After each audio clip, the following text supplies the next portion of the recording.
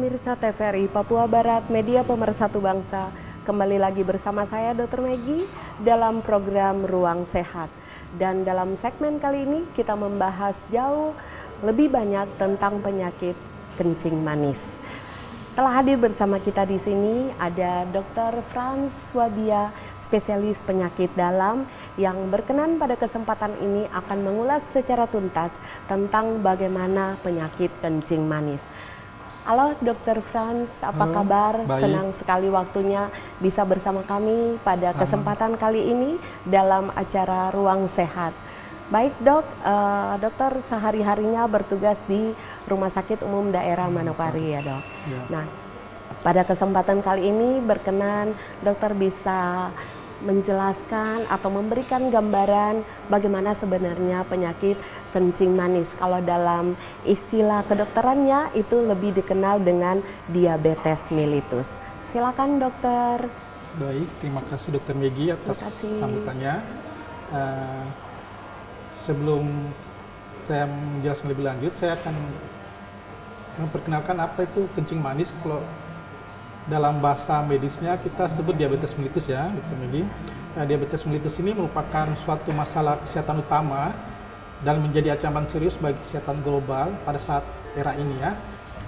Menurut IDF tahun 2019, diabetes mellitus atau kencing manis ini ada beberapa tipe. Cuman saat ini yang akan kami bahas di materi saat ini, kita akan bahas pada diabetes tipe 2. Di mana pada saat ini diabetes tipe 2 ini Dr. Meggy sudah menempati urutan ke-9 penyebab kematian di seluruh dunia. Kemudian kasusnya semakin lama semakin meningkat. Di seluruh dunia itu sudah mencapai sekitar 463 juta penderita diabetes mellitus di seluruh dunia.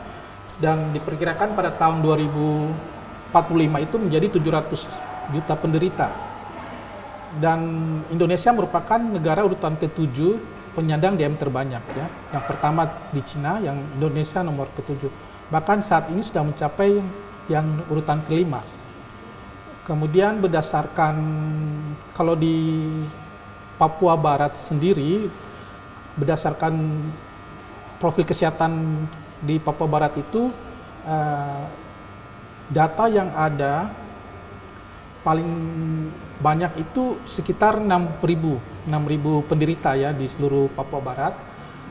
Kemudian untuk di Manokwari sendiri pada tahun 2022 itu jumlah kunjungan itu sekitar 1.200 dengan berbagai komplikasi ya, komplikasi ginjal, jantung dan lain sebagainya. Jadi itu prevalensi yang terjadi di Manokwari. Kemudian pengelolaan diabetes mellitus ini tidak hanya menjadi tanggung jawab dokter spesialis ya, dokter penyakit dalam, tetapi juga dari dokter primer, dokter umum di primer, kemudian adanya kerjasama antara dokter disiplin ilmu ya, dokter dari dokter jantung, dokter saraf, dokter gizi, dan berbagai pihak. Jadi perlu adanya peran serta semua disiplin ilmu ya. Kemudian untuk strategi pelayanan kesehatan untuk dokter umum sangat penting sebagai tombak pelayanan primer, karena sudah dari primer dulu dia screening sebelum kalau di rumah sakit kan sudah biasanya yang sudah komplikasi ya. Iya. Jadi biasanya dokter primer yang menjadi tombak. Yang mendapat pertama ya, mendapat pasien pertama tentunya ya dok ya. Kemudian permasalahan yang terjadi antara yang sering kami mungkin seluruh dunia. Permasalahan yang sering terjadi itu komplikasi yang akut apapun maupun yang kronis yang sering terjadi. Itu menjadi permasalahan yang jadi harus pemerhati untuk setiap kami, karena konsekuensinya tuh kematian. Jadi masalah yang sering dihadapi komplikasinya, belum lagi ada permasalahan geografis, budaya dan sosial yang beragam. Jadi pendekatan untuk penanganannya lebih komplit, terperinci dan lebih komplit. Iya. Dan tentunya dalam hal ini juga akan melibatkan berbagai bidang ya untuk penanganan masalah kencing manis ini. Ya. Jadi perlu adanya suatu, jadi kami kalau di penyakit dalam ada suatu perhimpunan dokter spesialis penyakit dalam untuk menangani diabetes ini. Jadi kami ada punya buku pedoman untuk penanganannya, tetapi bukan hanya tanggung jawab dari disiplin ilmu kami ya, jadi harus lintas. Apalagi kita ada yang untuk anak-anaknya sendiri, terus untuk perkumpulan antar diabetes, penderita diabetes sendiri, jadi saling mendukung ya, dari disiplin kedokteran untuk penanganannya, sedangkan dari perkumpulan diabetes untuk saling mendukung dalam pengobatan, dalam terapi. Jadi sebagai pendulang kayak gitu ya. Izin dokter, tadi dokter sempat menyebutkan bahwa berada di urutan kelima. Maksudnya Indonesia dalam jumlah prevalensi kasus kencing manis ini berada di urutan kelima ya, jumlah untuk total, tingkat dunia. Untuk tingkat dunia Indonesia nomor 5 dengan jumlah kasus sekitar 19 juta. Jadi sudah mulai banyak ya. Wah, itu sudah bisa merupakan satu pencapaian yang luar biasa ya. Sebenarnya menjadi tantangan untuk kami para dokter untuk bagaimana menangani dan mencegah pasien DM yang berkembang ya, semakin kalau apalagi mengingat komplikasi akut dan kronisnya yang ujung-ujungnya kematian. Jadi menjadi tantangan bagi kami cara penanganan pasien DM ya. Dokter, dalam tadi dikatakan bahwa Indonesia sudah berada di peringkat kelima. Nah, apakah penyakit kencing manis ini hanya mengenai atau yang terkena penyakit kencing manis ini apakah hanya pada orang dewasa atau bisa juga pada anak-anak? Ya, seperti yang tadi saya jelaskan ada beberapa tipe diabetes mellitus ya. Diabetes mellitus itu ada 4 tipe yang sudah diklasifikasi. Yang pertama tipe 1, tipe 2, tipe diabetes pada kehamilan dan pada kondisi yang lain. Nah, biasanya pada diabetes tipe 1 itu paling sering pada anak-anak, bayi lahir. Ya, itu dari juga. Ya, bisa dari umur sejak lahir sampai klasifikasi anak sampai umur 18 tahun ya WHO. Ya, jadi di Manokwari pun ada, kami dapat kasus dari neonatus, cuman yang terdata di sayap penyakit dalam mungkin itu umur yang termuda sekitar 20 tahun. Itu sudah ada, malah itu ada komplikasinya, sudah ada komplikasi diabetes, ulkus diabetes. Jadi sebenarnya sudah dari muda sudah ketahuan. Ya, tapi memang ini pasien ini punya faktor risiko ya, dari keluarganya ada yang memang menderita diabetes. Ya, kebanyakan kan masyarakat mengetahui bahwa penyakit diabetes itu umumnya mengenai pada usia yang sudah dewasa ya dalam hal ini. Terutama mungkin banyak kalangan masyarakat berpikir bahwa diabetes itu lebih terutama mengenai pada usia yang sudah lansia seperti itu. Tapi ternyata penyakit diabetes atau kencing manis ini bisa juga pada bayi yang baru lahir ya dok. Jadi kalau misalkan kita lihat dari usianya atau penyebab dari diabetes mellitus ini, memang yang seperti yang pada bayi-bayi itu memang karena dari keturunan ya, dari genetik. Cuman untuk di Manokwari ini itu ada banyak genetik ya yang disebabkan oleh karena pada bayi atau anak-anak yang menderita. Mungkin waktu lahir tidak, tapi pas perkembangannya dia ada menderita diabetes, itu memang harus ada pemeriksaan lebih lanjut genetik. Cuman kan di sini tidak ada alat untuk pemeriksaan genetiknya. Dan kalau pada orang dewasa itu memang mereka mempunyai bakat dari orang tua, biasanya keturunan orang tua, ataupun pola hidup yang salah seperti mungkin penggunaan steroid jangka panjang atau mungkin pada saat kondisi infeksi itu bisa menyebabkan gula darah yang naik. Jadi dia bisa menyebabkan, ataupun pola hidup, pola makan yang keberat-baratan ya, banyak mengandung karbohidrat, garam dan junk food juga ya dok ya. Itu yang bisa menjadi salah satu penyebab untuk gula darahnya naik selain genetik ya. Ya seperti itu ya. Jadi memang sebenarnya penyakit kencing manis ini sebenarnya bisa kita kendalikan ya. Salah satu pengendaliannya adalah dalam bentuk mengkonsumsi makanan ya, yang bisa kita kendalikan ya dok ya. Sebenarnya ada untuk diabetes mellitus ini faktor utama sekali untuk pencegahan dari diabetes mellitus ini adalah edukasi. Edukasinya terutama untuk pola gaya hidup ya, gaya hidup sehat. Jadi gaya hidup sehat ya biasanya mengkonsumsi makanan yang junk food itu dikurangi. Kemudian kalau misalkan berat badan lebih harus diolahraga untuk menurunkan berat badan. Ya itu obesitas lah, kegemukan yang bisa menyebabkan resistensi insulin dan akhirnya terjadi gula darah yang tinggi. Gula darah yang tinggi. Ujungnya jadi diabetes mellitus. Ya. Iya dok. Izin dokter, jadi sampai sejauh ini bahwa penanganan diabetes terutama untuk wilayah Papua Barat dan dalam hal ini khususnya Manokwari juga, bahwa sampai sejauh ini peran serta dari tenaga medis terutama ya dalam penanggulangan ini, namun hal ini juga tidak lepas dari peran dari pemerintah setempat, di mana kita ketahui bahwa kesehatan itu adalah milik semua orang, milik bangsa. Jadi siapapun kita berhak untuk bersama-sama menuntaskan, bersama-sama ikut membuat masyarakat itu sehat, ya dok. Baik pemirsa TVRI Papua Barat, media pemersatu bangsa, kita akan kembali lanjut dengan pembahasan lebih jauh tentang penyakit kencing manis setelah yang satu ini.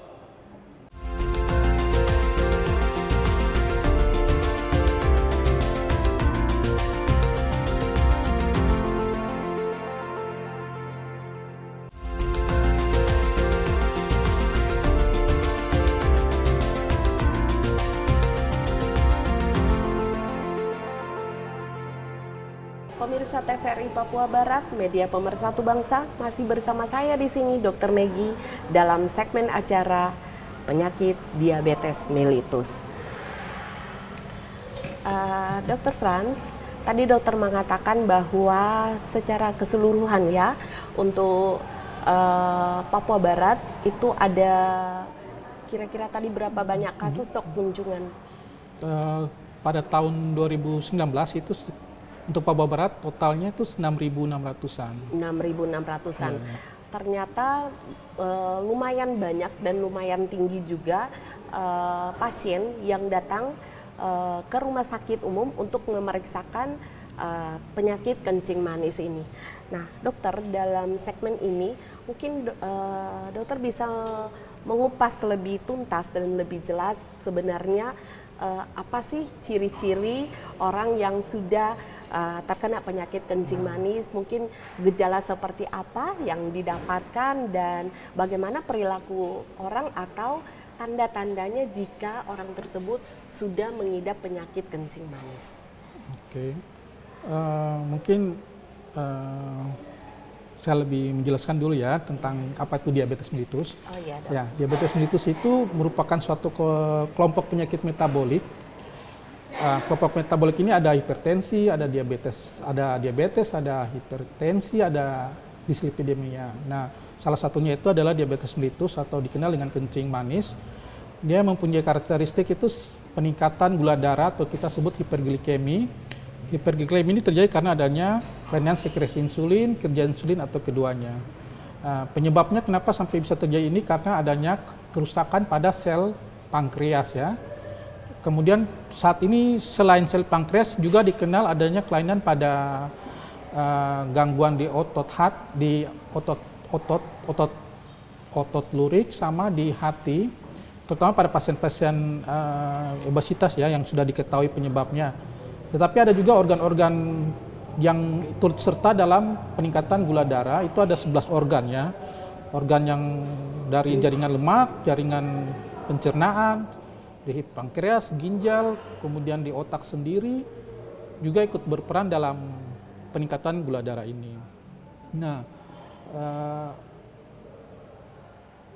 untuk diagnosisnya sendiri itu kita harus berdasarkan pemeriksaan gula darah, di mana kadar gula darah itu harus untuk yang puasa di atas 126.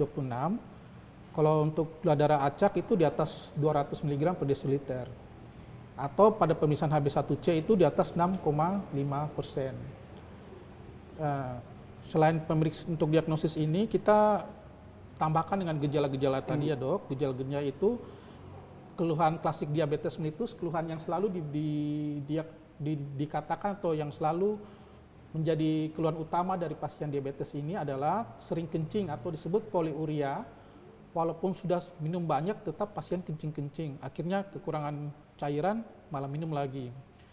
Kemudian makan, sering makan, tetapi berat badan tidak naik, malah tambah turun. Padahal pasien bilang, saya makannya banyak, tapi berat badannya saya turun. Kemudian keluhan yang lain, badannya lemas, badan gatal-gatal, kesemutan, kadang mata kabur. Kalau pada laki-laki disfungsi ereksi, kalau perempuan biasanya gatal di kerah kemaluan. Itu sih dok. Oh, seperti itu ya. Nah, jadi dok, kadangkala kan masyarakat tidak mengetahui bahwa ternyata tanpa disadari bahwa mereka ternyata sudah mengidap penyakit kencing manis dengan gejala yang dokter sampaikan tadi. Nah, kira-kira untuk kita lebih memastikan bahwa apakah penyakit tersebut kencing manis atau tidak, tentunya kan dengan melalui pemeriksaan.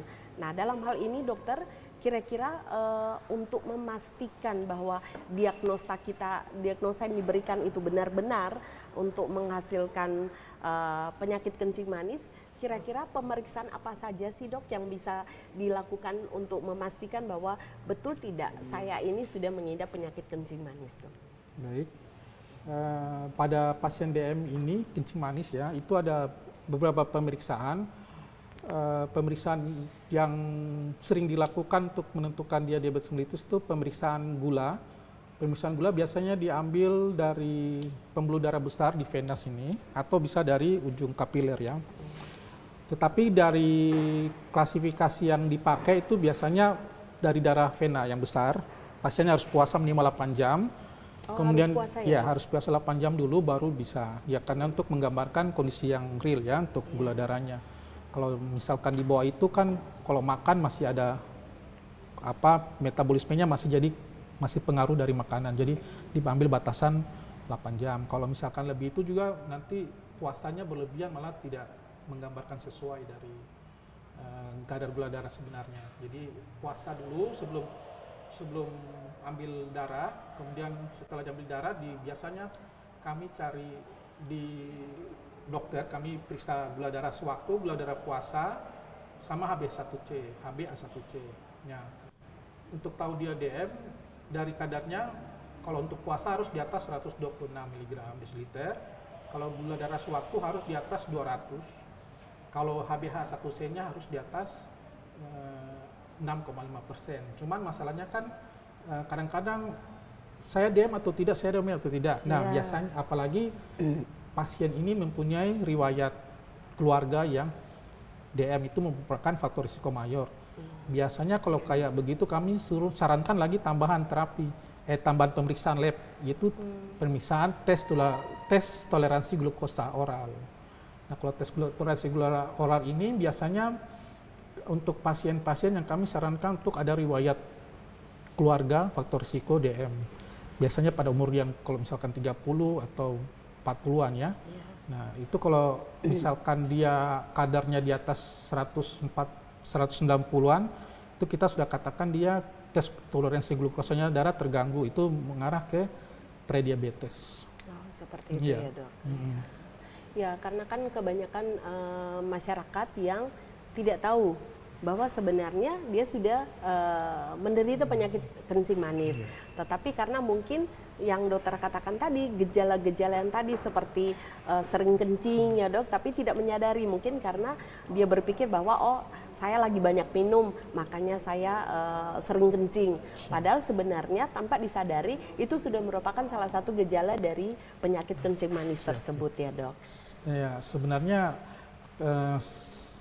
penyakit DM dengan keluhan yang kayak begitu tidak hanya milik DM ya, ada beberapa penyakit, tetapi kami harus, makanya untuk misalkan kalau sering kencing kita tanya lagi biasanya kalau datang ke dokter apakah ada minum obat-obat kencing atau ada minum, jadi harus screening lagi biar menyingkirkan penyebab-penyebab yang lain.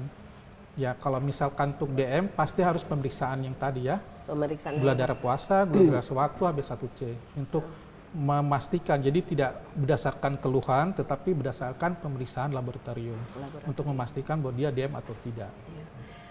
Izin dokter, tadi dokter mengatakan untuk pemeriksaan itu ada 2 metode pemeriksaan. Ada yang diambil dari darah vena, yang diambil darahnya dari sini ya dok? Ya, pembuluh darah vena. Oh, kemudian ada yang biasanya di ujung Kapiler, jari ya? ya, Oh, kapiler ya dok. Nah, dari kedua jenis metode pemeriksaan tersebut, apakah ada perbedaan dan apakah itu mempengaruhi hasil pemeriksaan dok? Ya, kalau untuk sebenarnya tidak mempengaruhi. Untuk metodenya beda ya. Untuk ada yang kalau pembuluh darah besar itu enzimatik, kalau untuk kapiler itu yang biasa. Tapi untuk hasilnya bisa dipakai untuk mendiagnosa diabetes mellitus, cuman batasan kadarnya itu berbeda untuk kapiler sama vena. Tetapi untuk mendiagnosa pasti biasanya dari literatur mengatakan harus dari darah vena ya, darah besar. Sedangkan darah kapiler itu untuk monitoring kadar gula darahnya untuk berikutnya. Tetapi pada daerah yang tidak bisa memeriksakan secara enzimatik dengan pembuluh darah besar, ya mau tidak mau harus pakai glukometer yang di kapiler pun bisa. Tapi kadarnya beda ya. Kalau misalkan yang darah besar itu kadarnya harus di atas 126 sudah dikatakan diabetes. Kalau yang kapiler yang di stick ini biasanya di atas 200 baru dikatakan DM diabetes ya, kencing manis. Iya. Ya. Dokter, berarti dari hasil penjelasan yang dokter katakan tadi bahwa sebenarnya penyakit kencing manis ini juga merupakan penyakit turunan ya dok? Dari klasifikasinya, kalau misalkan dia keturunan bisa biasanya tipe 1, tipe 2.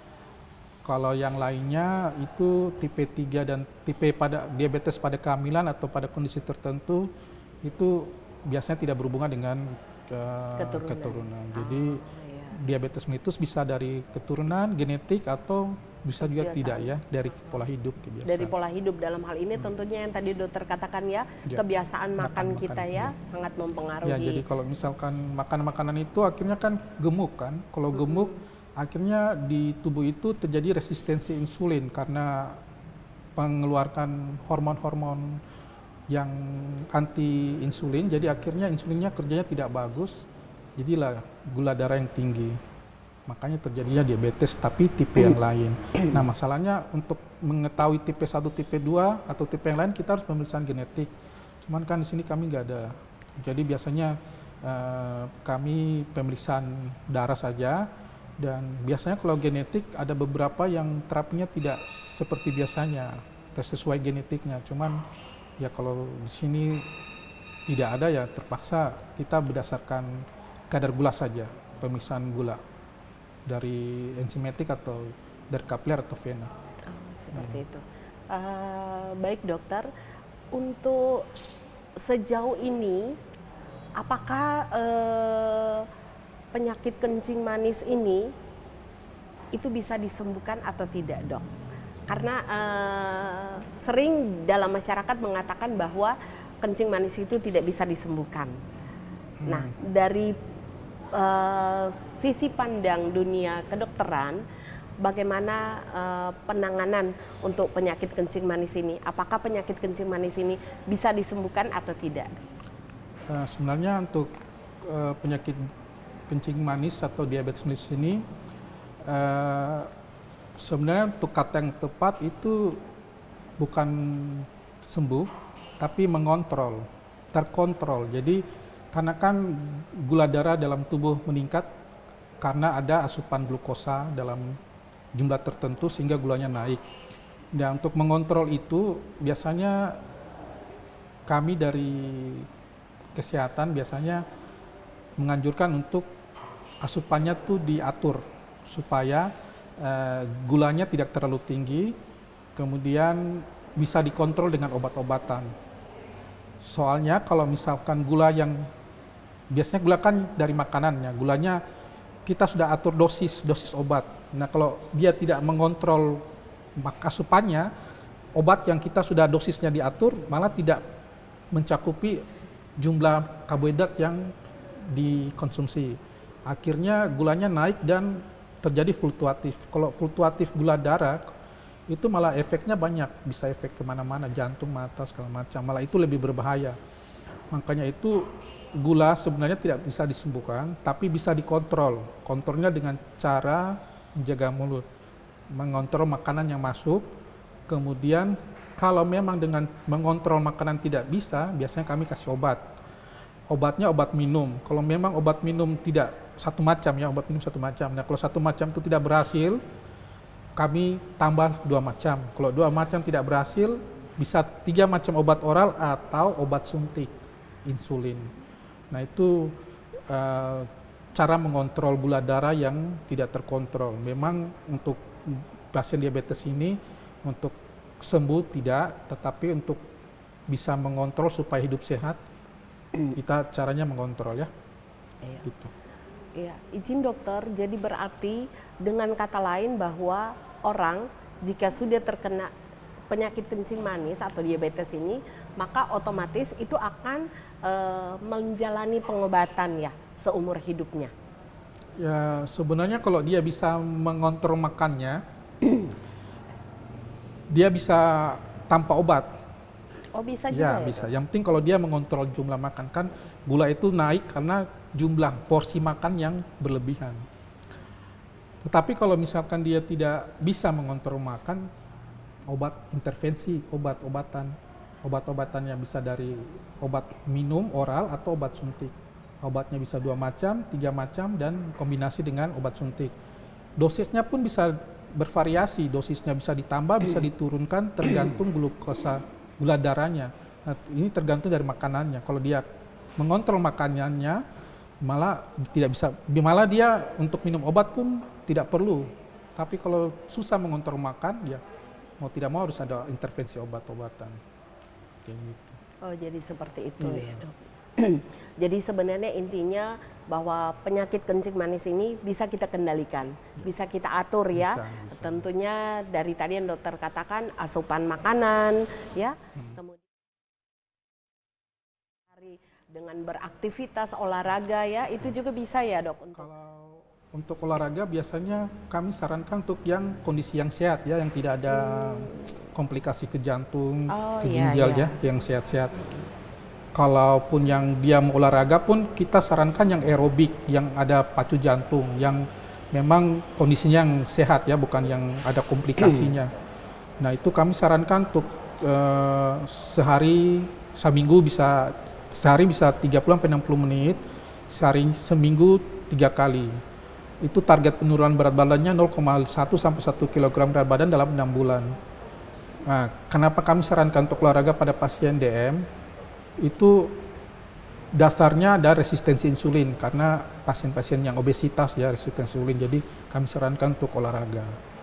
Tetapi kalau pasien yang kemudian ada syarat-syarat tertentu juga untuk olahraga, harus cek gula darahnya. Kalau misalkan gula darahnya di bawah 100, tidak bisa, harus makan dulu baru bisa olahraga. Tapi kalau gula darahnya di atas 250, ditunda olahraganya. Jadi ada kondisi-kondisi tertentu untuk bisa lakukan kegiatan jasmani olahraga. Ya, baik dokter. Jadi pengobatan untuk penyakit kencing manis ini tentunya harus berdasarkan resep dokter. Nah, pernah terjadi di masyarakat ya dok, ada orang yang mungkin sudah tahu obat gulanya apa, apakah bisa dia membeli sendiri tanpa resep dokter atau harus dengan resep dokter? Kalau aturannya kan harus pakai resep dokter ya, untuk resep-resepan. Cuman yang kendalanya di sini tuh untuk ketemu dokternya mungkin keluarganya, rumahnya jauh, kendala transportasi, atau mungkin pas kunjungan berikutnya hari libur banyak. Nah, mungkin tidak kebijakannya, mungkin kami sarankan kadang-kadang kami tidak sarankan, tapi kadang-kadang kalau tidak kayak begitu biasanya mereka kan harus minum obat. Nah kalau tidak minum obat gulanya naik, ya mau tidak mau mereka belilah Cuman untuk pakai resep, kadang-kadang kalau saya pengalaman di sini, kadang-kadang mereka bilang, dok, saya punya obat sudah habis, jadi saya tanggulangi dulu sementara beli untuk lanjut, nanti pas jadwal polis saya buka, dia datang untuk meminta. Tapi biasanya kami cek gula. Nah, dosis yang kami berikan itu memang dosis sesuai kadar gula yang dia datang waktu berobat. Tetapi kami edukasi, kalau misalkan ini kan dosis itu kami biasanya tergantung dengan kadar gula. Nah, kalau memang sebaiknya kalau ada di rumah dia punya alat tes gula itu lebih bagus. Jadi kalau misalkan dia pagi cek gula darahnya tinggi, itu dia bisa naikkan dosisnya. Kadang-kadang saya edukasi begitu, kasih naik pagi, misalnya saat ini dia sudah minum obat gula satu macam, tapi kalau misalkan tiba-tiba lupa makan banyak, gulanya naik, biasanya sarankan untuk tambah lagi dosis. Jadi dia minum sore lagi, jadi bisa 2 kali. Itu enaknya kalau punya alat gula. Jadi tidak takut-takut mau minum obat atau tidak, atau mau makan atau tidak, karena bisa diukur dari gulanya biar diperiksa sendiri ya. Sendiri. Jadi mungkin kendalanya kayak gitu kalau di Manokwari yang saya hadapi. Biasanya kadang-kadang, dok, obatnya, kemudian keterbatasan juga dari apotek memberikan jumlah banyak ya. Biasanya pengaruh BPJS juga sih. BPJS kadang-kadang obat, misalnya kita kasih minimal 1 bulan, cuman keterbatasan kesediaan obat akhirnya hanya diberikan berapa. Sedangkan pasiennya itu disarankan untuk tiap bulan kontrol. Tiap bulan harus ya. Jadi kadang-kadang pemenuhan obatnya kadang-kadang pasien beli sendiri. Iya. Itu pengalaman saya sih. Ya, baik.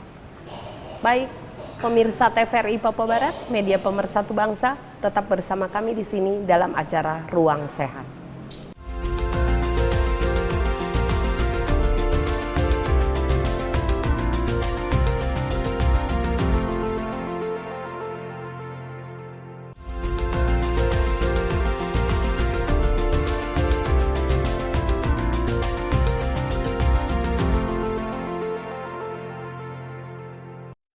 Masih bersama saya Dr. Meggy dalam segmen acara Ruang Sehat, pemirsa TVRI Papua Barat, media pemersatu bangsa. Baik, Dr. Frans, kita lanjut kembali mengupas lebih tuntas dan lebih jauh tentang penyakit kencing manis. Dok, tadi dokter sudah mengutarakan bahwa salah satu pengendalian penyakit kencing manis adalah dengan asumsi makanan ya. Jadi kira-kira dok, makanan yang seperti apa yang bisa dikonsumsi oleh yang sudah menderita penyakit kencing manis? Apakah ada takaran khusus atau ada makanan khusus yang bisa dikonsumsi oleh pasien dengan kencing manis? Oke. Baik, baik Dr. Meggy. Sebenarnya untuk pasien DM ini komposisi makanannya itu sebenarnya sama ya, karbohidrat, protein, lemak, natrium, elektrolit ya sama, tidak beda. Cuman komposisi porsinya itu ada perhitungan khusus ya, untuk karbohidratnya, ada lemaknya, ada protein, dilakukan perhitungan khusus. Nah ini biasanya kami kerjasama lintas dengan bagian gizi. Jadi biasanya dokter bagian gizi mereka yang mengatur. Jadi sayangnya di Rumah Sakit Manokwari, Kabupaten Manokwari ini dokter gizinya belum ada. Mudah-mudahan saya tahu ada satu yang masih sekolah ya. Mudah-mudahan sudah selesai dan bisa bergabung untuk edukasi gizi untuk pasien-pasien DM ya. Tetapi secara garis besar itu untuk karbohidrat minimal 40-60% dari total kebutuhannya. Untuk lemak 20-25%, untuk protein kami pakai berat badan 0,8 gram per kilogram berat badan. Tetapi ini kami biasanya porsinya itu biasanya disesuaikan dengan jenis kelamin, berat badan, aktivitas ya. Kalau misalkan pada laki-laki biasanya kami pakai 30, kalau perempuan kami pakai 25. Jadi banyak perhitungannya kompleks. Jadi mungkin kalau kami dari penyakit dalam lebih arahkan ke gizi untuk perhitungan makanan.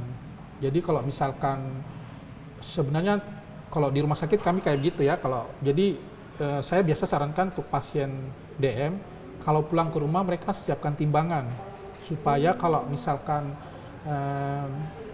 timbangan makanan ya, kalau misalkan sampai di rumah menu porsi makanannya mereka harus timbang untuk tahu, karena seperti gula itu kan berasal bisa dari karbohidrat, kemudian jumlahnya itu mempengaruhi dosis obat yang akan kami berikan. Jadi biasanya saya sarankan kayak begitu sih untuk makanannya. Ya. Tapi yang saya melihat sejauh ini bahwa pasien-pasien terutama yang sudah tahunan ya, kencing manis yang sudah lama, mereka sepertinya sudah tahu ya berapa banyak porsi yang harus mereka konsumsi ya, tanpa harus menimbang yang dokter katakan tadi. Pengalaman saya sih sebenarnya mungkin hanya beberapa saja yang tahu ya. Biasanya mereka mengganti menunya dengan beras merah atau pisang, keladi.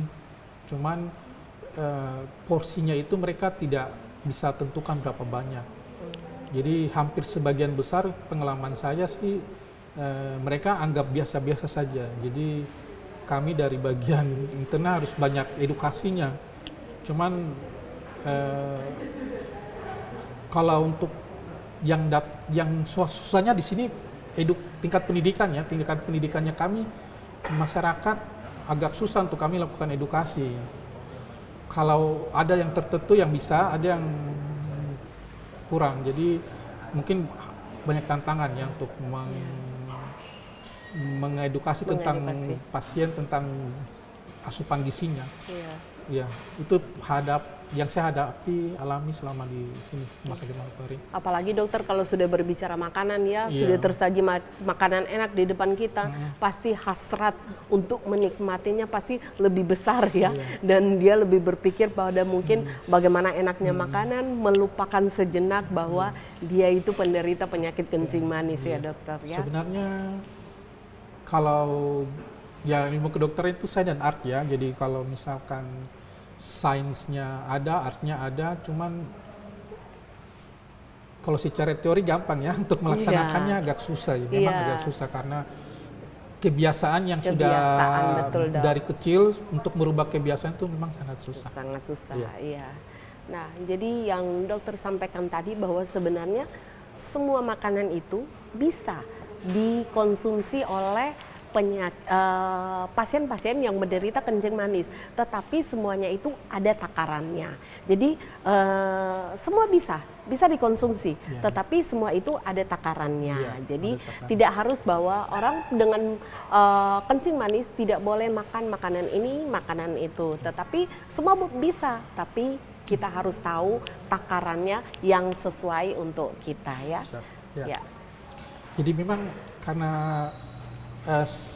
di ilmu kedokteran itu harus ada takaran, jadi tidak ada boleh lebih, tidak ada yang kurang, harus sesuai porsi, pas-pas, seimbang.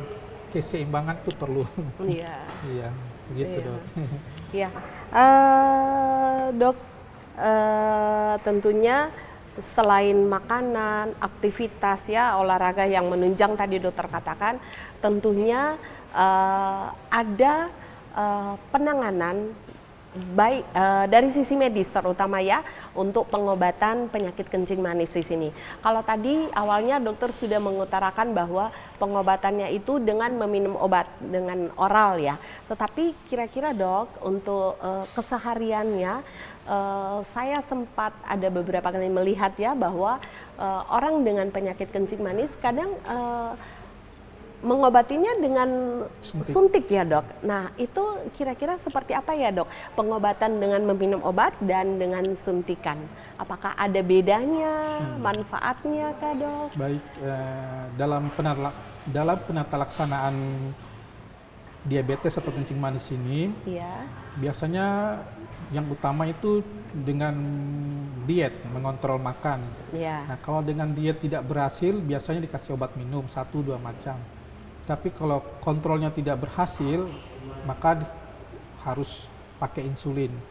Mengingat efek dari gula darah yang tinggi itu ke komplikasinya ada makrovaskular, mikrovaskular yang banyak, mau tidak mau harus pakai insulin. Nah, insulin itu biasanya ada dosis-dosisnya, ada perhitungan dosisnya juga.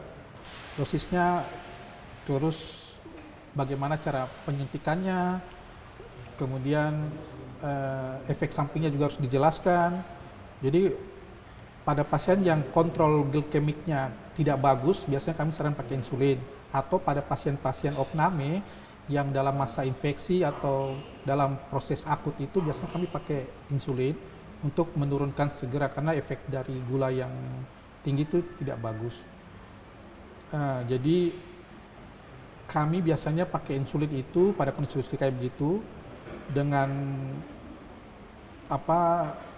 menjelaskan bahwa, tapi kadang-kadang ada yang tidak setuju ya. Kadang-kadang biasanya kami bilang obat ini kami pakai untuk menurunkan segera gula, tapi ada yang tidak setuju.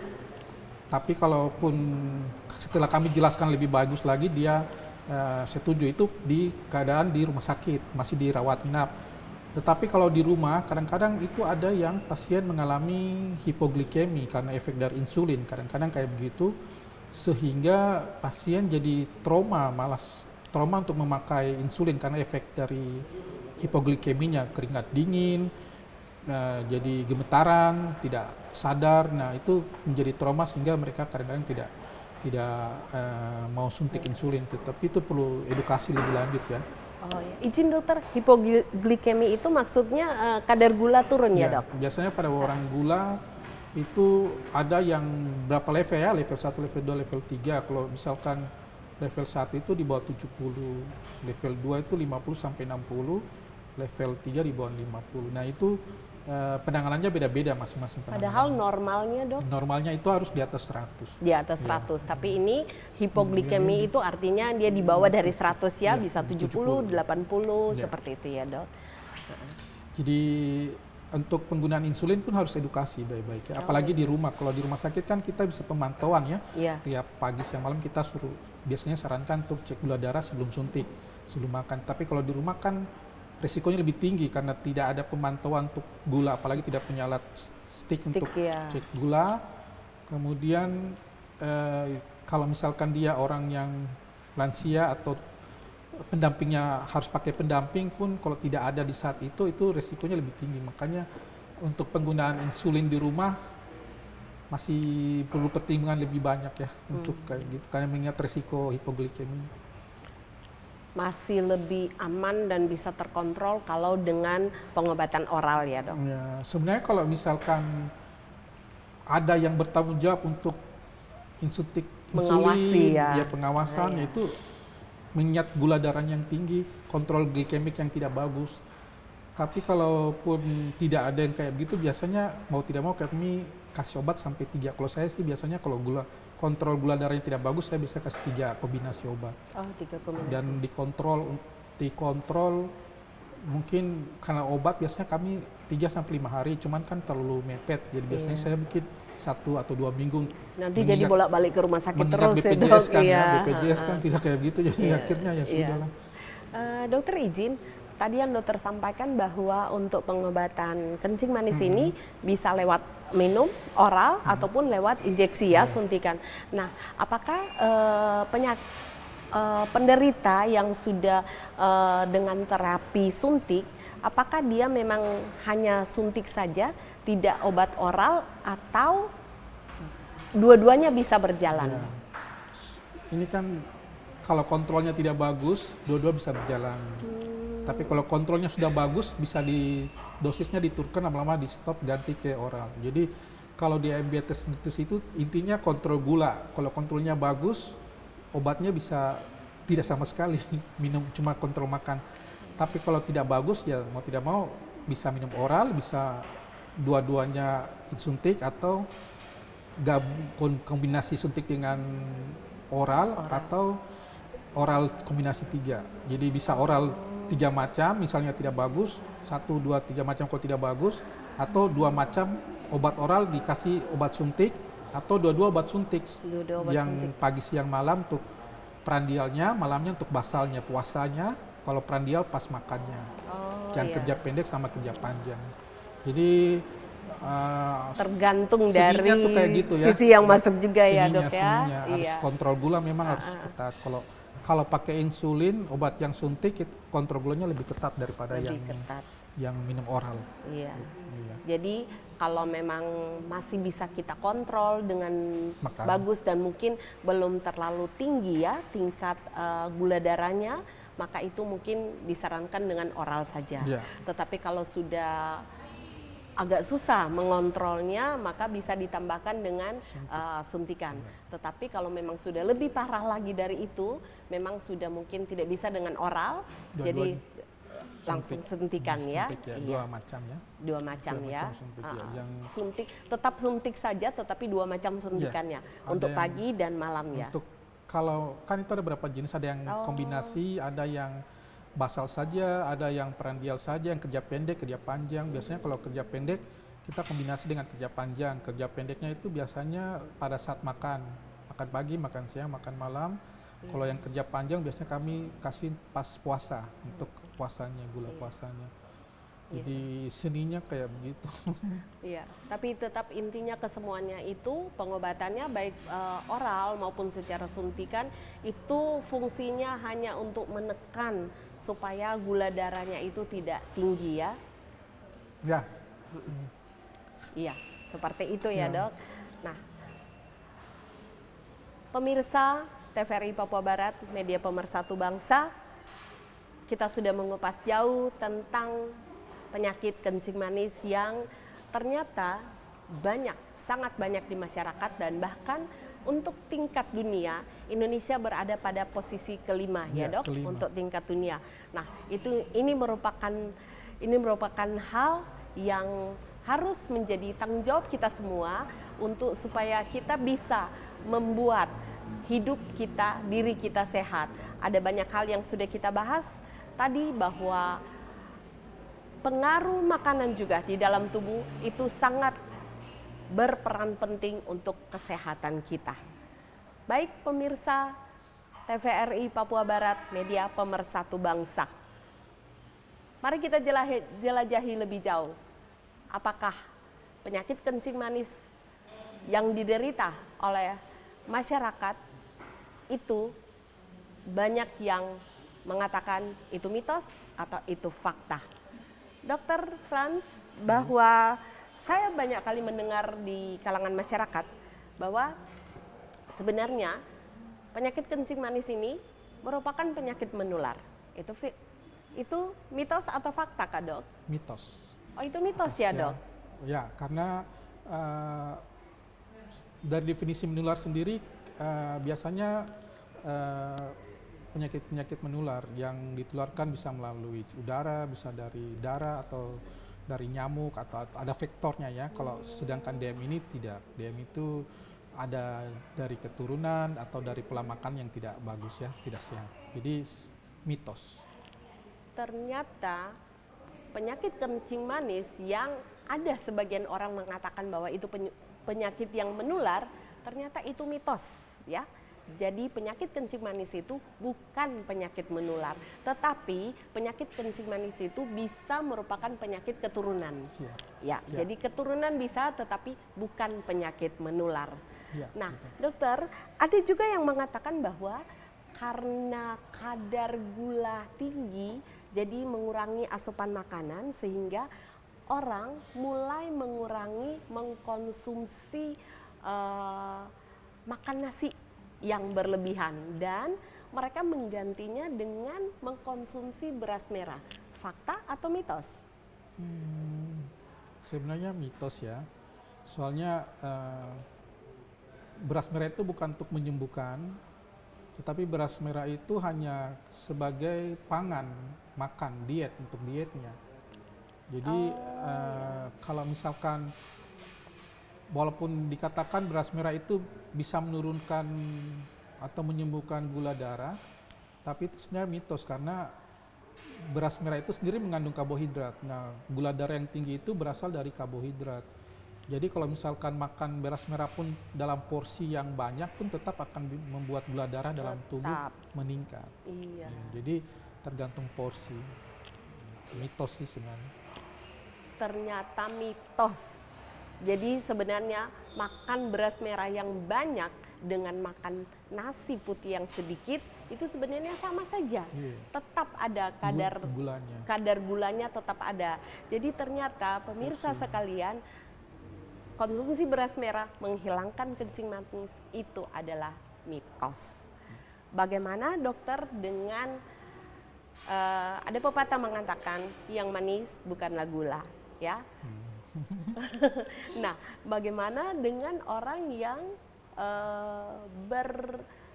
berasumsi bahwa saya harus mengurangi makan yang manis-manis supaya hilang penyakit kencing manis saya atau supaya saya tidak terkena penyakit kencing manis. Nah, ini fakta atau mitos, Kak Dok? Sebenarnya kalau bilang mitos juga bisa, kalau bilang fakta juga bisa. Soalnya kan kalau pasien yang tidak mempunyai bakat atau orang yang tidak punya bakat gula darah, kencing manis ya tidak punya bakat, makan manis sebanyak pun tidak akan menjadi ke gula darah, kencing manis. Tapi kalau pasien atau orang yang mempunyai bakat gula darah, kencing manis, dengan makan yang banyak itu pada usia yang lebih muda, lebih cepat menderita gula darah, kencing manis. Jadi bisa pada orang tertentu bisa dibilang mitos, pada orang yang mempunyai bakat DF atau risiko DF pasti ada faktanya ya. Jadi bisa fakta bisa mitos. Iya. Iya.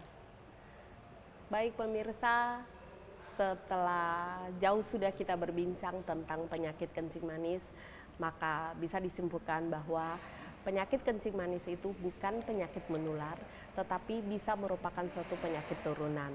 Dan penyakit kencing manis itu bisa kita cegah, bisa kita tanggulangi, bisa dengan cara diet. Kita mulai mengatur asumsi dan pola makan kita, kemudian pola hidup sehari-hari, berolahraga juga bisa. Maka untuk itu perlu adanya hal yang harus kita lakukan dalam diri kita untuk bisa kita membuat diri kita sehat.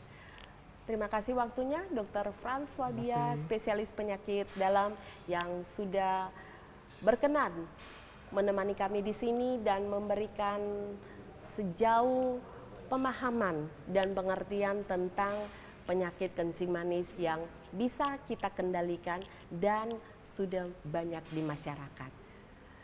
Terakhir, saya Maggie Deborah sebagai host pada segmen kali ini ucapan terima kasih untuk perhatian dari pemirsa TVRI Papua Barat, media pemersatu bangsa. Kita ketemu kembali di lain waktu dalam sesi acara program Ruang Sehat di TVRI Papua Barat. Sampai jumpa. Sampai jumpa.